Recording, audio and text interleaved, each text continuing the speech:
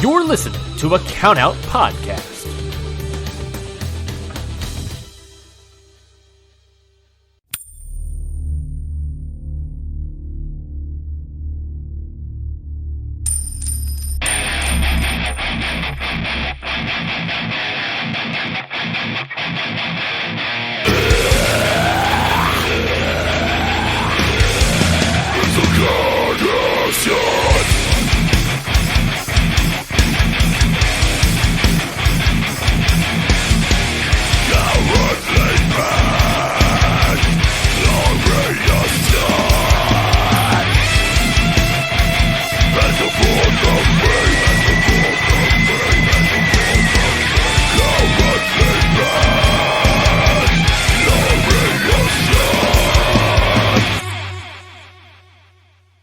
Alright, konnichiwa, what is up the internet? This is your good friend Curtis Spears, and I'm back with you today for the final episode of Okada Short's short, G-Wondering, for the G1 Climax 32, the final night of block action. That's right, this one took place at the Nippon Budokan, 3,000 plus in attendance, and what a night of matches it was. Top to bottom, 8 singles matches. And each one of them was relatively good. So let's go ahead and get started here. The first match was Will Osprey versus Juice Robinson. The winner would determine if we are still having our way with Project 7-Way Chaos. Will and Juice, they start hot. Fans are squarely behind Will, and Juice lays into Will's neck really hard. Multiple stiff neck breakers. Will goes for a really great move, a sunset bomb over the turnbuckle, which was very cool. He ends up using the apron instead of the floor. That was pretty cool too. Juice gets his knees up for a 450, then a big double knee gut buster, but Juice is getting frustrated because he can't put Will down. There's a ref bump because this is a Bullet Club match and Juice hits a low blow. Juice retrieves the missing U.S. title belt and then nails Will with it. He blasts Osprey with a spike pile driver on the exposed floor. A pulp friction, but Osprey kicks out. The crowd is eating it up. They want Will to be a babyface again so badly. It seems like it's building to something. I mean, the Japanese crowd loves Will Osprey. Shit, I love Will Osprey. He's having fantastic matches.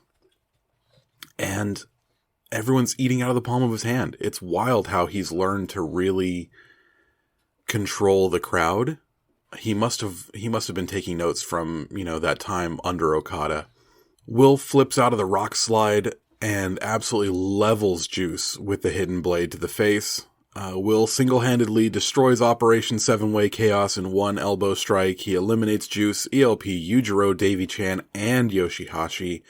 He got his belt back, and he ends the block stages with 8 points. If Shingo wins the next match, though, he has the tiebreaker and will win the block. If he does not, then Will Osprey is your D-block champion. So here's the question that I'm going to end up asking my bad friend Rafe Houston this on our next full episode, which will come this weekend. I asked him once already if heel Juice Robinson is a failure. He said no.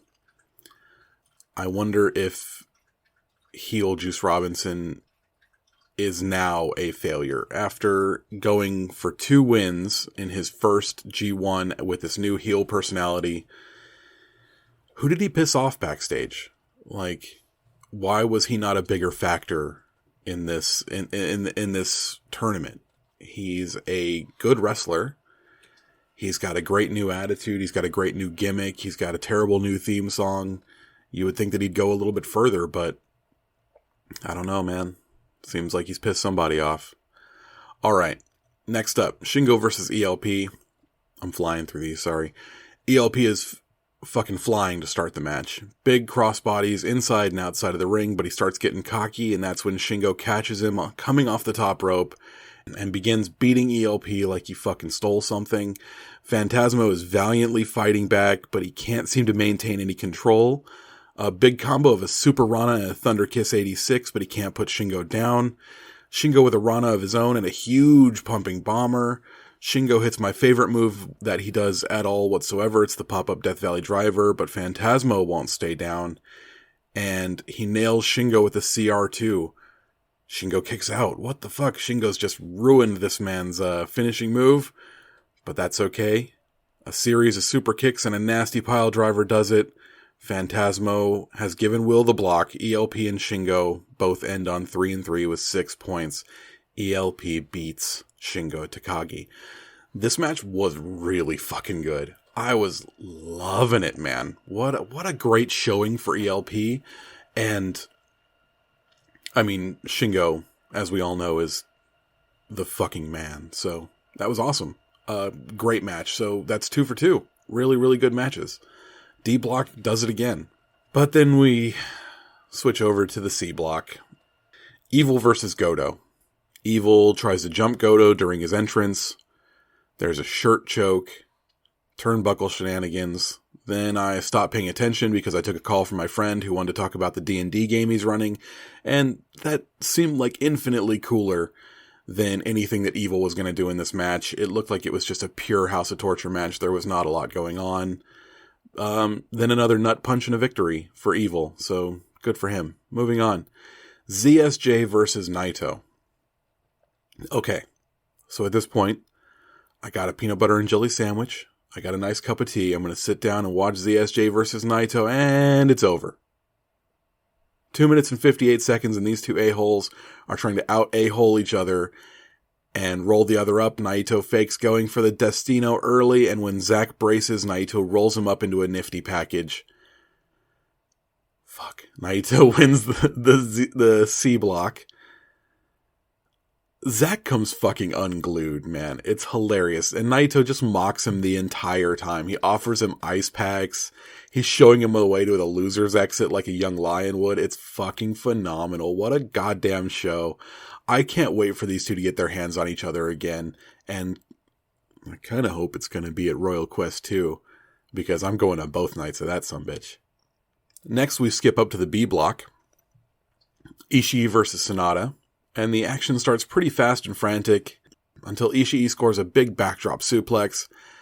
And the pace really slows when Ishii begins to take control. Sonata uses his athleticism to score a big drop kick and retake control.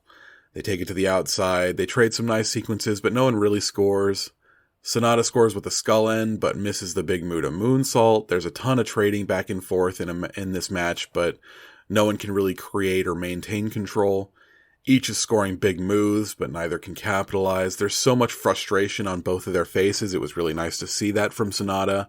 There's even a spot during a Test of Will's part of the match where Sonata screamed out in frustration and anger. That was really cool to see. It was a gutsy showing for both, but Ishii scores with a vertical drop brainbuster and gets the W. They really, on comms, they were really stressing during this match that it was Ishii's final G1 match. He's not going to be in it next year.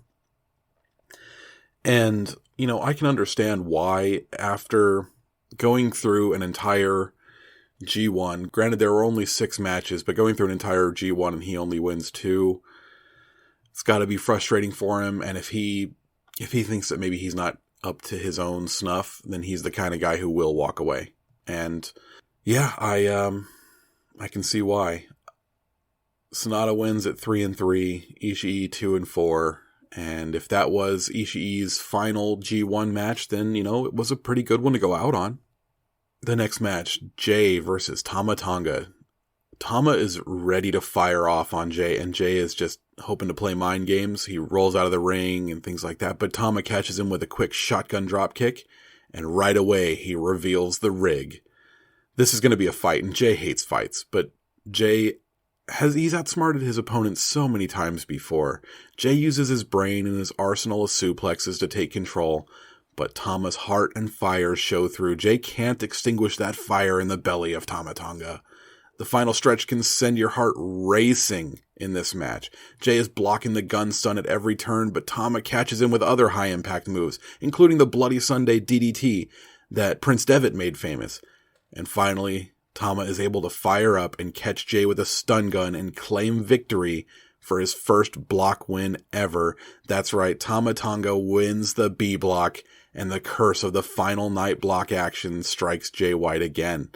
I don't know. I don't see Tama going very far, especially against someone like Okada or Lance Archer. Whoever wins the A block will get there. But this big win over Jay, the crowd was eating him up. They love him. They love face Tamatanga. I love face Tamatanga. I hope that you love face Tamatanga. Huge victory for the new face Tamatanga here in the year of our Lord 2022.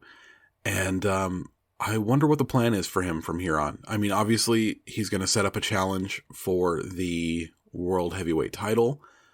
Do they belt Tamatanga with the World Heavyweight title? Probably not. Should they? Fuck yeah, let's go for it. Let's see what World Heavyweight Champion Tamatanga has for us. If Evil can do it, why can't Tamatanga? Tell me that right now. If Evil can be World Heavyweight Champion, why can't Tamatanga? I'll wait. I'll take my answer off the phone, please. Next match, A block action. Jonah versus Fale. They start trading blows. Average big man stuff here, and then Jonah starts throwing himself bodily at Fale, who falls to the outside. Chase stands up at ringside and starts talking trash. And my man Big Teats, Bad Dude Tito, at ringside calls Chase a fucking nerd, which was awesome. More big man wrestling. They tease another Jonah count out. Fale is too big to get up for the Black Forest bomb. Jonah ducks the grenade, and Jonah shows his speed and power, hitting Fale with a big lariat and a body slam. And then the crowd pops because Jonah delivers the torpedo. The second he starts going for that, then he climbs that turnbuckle, the crowd knows. And they know what's coming, and they know that it's okay for them to break the COVID protocols at that point, because you hear it every time. They gasp and they wait for him to come crashing down. Jonah finishes with 8 points. Fale finishes with 4. Jonah's really captured the imagination of the Japanese fans, and I fucking love it. I can't wait for TMDK to come back. I want, Shane Haste and Mikey Nichols in the World Tag League. I want Jonah to come back, and I want Tito to come back as well. I want them both to have a great tour where they're showing over exactly what TMDK as a unit can do. That would be so much fun. And I hope that it brings eyes to New Japan Strong. I hope that people start seeing New Japan Strong, and I hope that Japanese fans start watching New Japan Strong. I hope that American fans who don't watch New Japan Strong have now seen Team Filthy and they've seen TMDK, and they start watching New Japan Strong, because it's a great product, and there's a lot of special talent on there, and they need to embrace that, because it's the best hour of wrestling every week. I think, like, hand to God. So let's get to the final match of the night. Okada versus Lance Archer. If Lance wins, he takes the A block. If Okada wins, he takes the A block. Lance is focused. He didn't even punch a young lion on the way to the ring. He's got his hood up. He's got his head down. He's walking out like Clubber Lang. He stands directly in the middle of the ring with his hood up and his head down during Okada's entire entrance. Okada, getting psyched out just a little bit. It's intimidating as fuck. And the second Okada starts to walk his way over, like, what are you doing? Are you okay? Boom! A giant choke slam. But Archer doesn't cover him. Archer is intimidating as fuck here, because he's just like, no shouting, no screaming to the audience, no showboating. He hits Okada with a giant black hole slam, doesn't cover him. He hits Okada with the pounce. Okada's reeling. He absolutely crushes Okada with a cannonball against the barricade outside. It looked even nastier in slow motion when they showed it. It was insane. Then he body slams Young Lion Fujita onto Okada. Okada's fighting back, but Lance is laughing in his face. He's feeling himself. He starts crushing Young Lions now. Lance does the Undertaker old school ring rope walking thing, but instead of a clothesline, he comes down with a fucking moonsault. That was cool as shit. Okada kicks out at that point and crushes Lance with a Rainmaker, but he can't cover because he's just been absolutely handled. Okada then starts using Lance's momentum against him, a beautiful drop kicks, but Lance lands a 7-foot drop kick of his own and crushes Okada with his own Rainmaker. The crowd's popping huge all over this match. Okada kicks out of the blackout by putting Lance into a roll-up predicament, and Lance starts seeing red. He's freaking out. Okada tries to slow him down with a money clip, but Archer powers out of that. Lance charges back in, but catches a landslide and eats a Rainmaker, and Okada wins the A block. The final four are Okada, Tamatanga, Tetsuya Naito, and Will Osprey. So we'll be discussing these matches and the finals when we record this weekend with a full episode of Okada Shorts. It'll be me and your bad friend Rafe Houston. And we'll have a lot to talk about because there's some unexpected twists and turns here for the results that came in. We've both got a lot of things on our mind that we want to talk about here with the G1. I've got some good questions for him. He's got some good questions for me, and hopefully we can take some questions from you, our favorite people in the world, the Okada Shorts listeners. But for right now, that's it. That's the end of G Wondering. I want to thank you guys for coming on this sojourn with me. It's been really weird podcasting on my own, but it's kind of fun. I get to listen to Rafe's on his own, and that's a lot of fun too. And it's always cool when we can do these and then meet up and talk about them afterwards, which is what we're going to do. An early episode for you guys. Instead of making you wait another week, we're going to do it this weekend for you and drop that soon. So we'll probably wait a couple of days and drop this one and then drop a full episode for you this weekend so we can space out the content just a little bit more. You might have even seen the finals by the time we record this one. That's okay. The point of these is really for me to have instant reactions and not really to keep people up to date with the news. You can get the news anywhere. You get the news from Twitter way before you hear it on a podcast. So this podcast is more about our reactions, our feelings, our questions, what we want, that sort of thing. And we hope that you enjoy hearing that from us. So as for me, I'm out of here.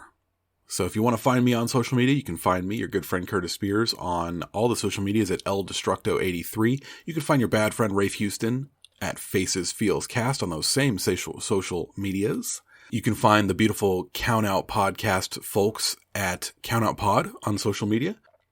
If you find the naive stupidity of us giving away a free show and our business model of doing that to be oddly charming and would like to give us gifts of money, you can look for the Countout Patreon. And they do a $3 tier, a $5 tier, and a $10 tier monthly. It gives you access to a load of new content that is both wrestling and non-wrestling related. It's a great way for you to get to know us more behind the scenes and that sort of thing. Plus, it goes to help us out, and we appreciate it very much. It's there's a lot of great people on the Countout Podcast Network, and we love when you guys say thank you. So, not everyone has the money that it takes to give us gifts of money, but if you do not, there's plenty of free ways that you can help out the show. You can go ahead and share this on your timeline. You can like this episode.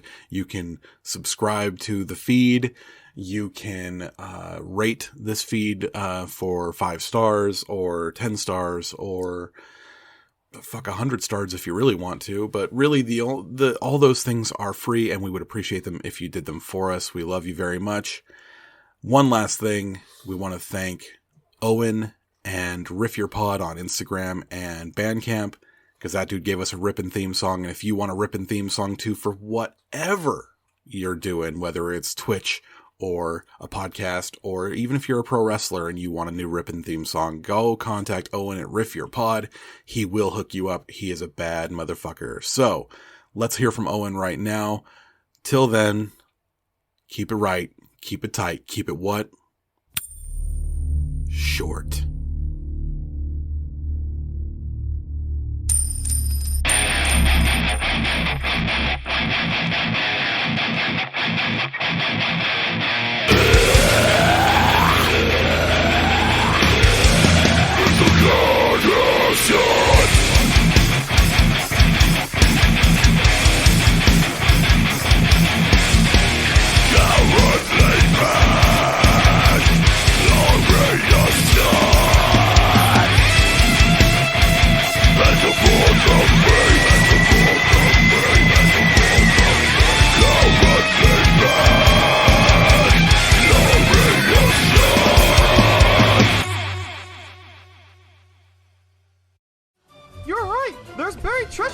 did you know?